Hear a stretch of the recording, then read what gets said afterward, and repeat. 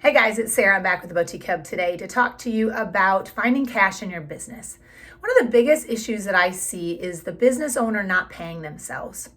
They're not paying themselves, but yet we're pretty frivolous in our spending and we're quick to go out and buy the next newest, brightest, shiniest thing or invest in maybe an app that we don't really have a purpose for today. Or when I'm going to market, think, oh, do I go to 4 markets a year or do I go to 6 markets a year? Do I stay at the 5-star hotel or do I stay at that hotel I can really afford? What are my numbers telling me? And making decisions that way. They're getting tied up. They're getting their cash tied up to a point where they're reducing their opportunity in their business and for growth. So here's my challenge for you today.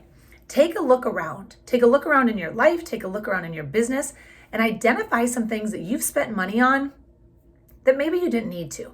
That's tying up that opportunity for growth for you. It might be in that bulk supply of tissue paper that you bought, or last time when you went to market, you really didn't need to go, but you just couldn't bear to stay home. So you went anyway, and you're still trying to pay off that market trip.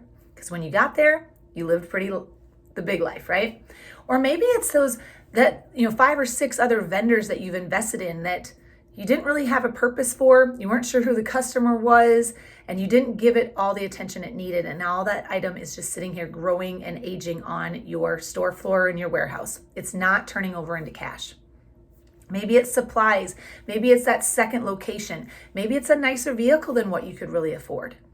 Ultimately, the thing I just want to say is there's cash in your business.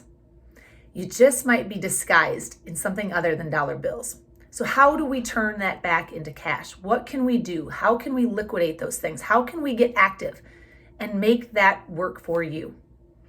Yes, you can garage sale it. You can go to de-stash. You can do all of those things, and that's great. That might fix the problem right now. But how do we fix it going forward? My challenge to you today is to be purposeful with your spending. The next time you find yourself wanting to buy something, inventory, supplies-wise, trip-wise, whatever it is, sit down and really think that through.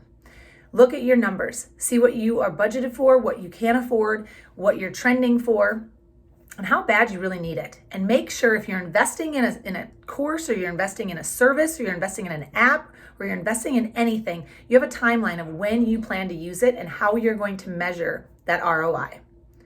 There's cash to be had, and ultimately, as a working employee in your business, the best employee you have, the business owner, you should pay yourself. So don't tie up your cash with all of these other things without thinking of you first. So my tip to you today is look around and find your cash.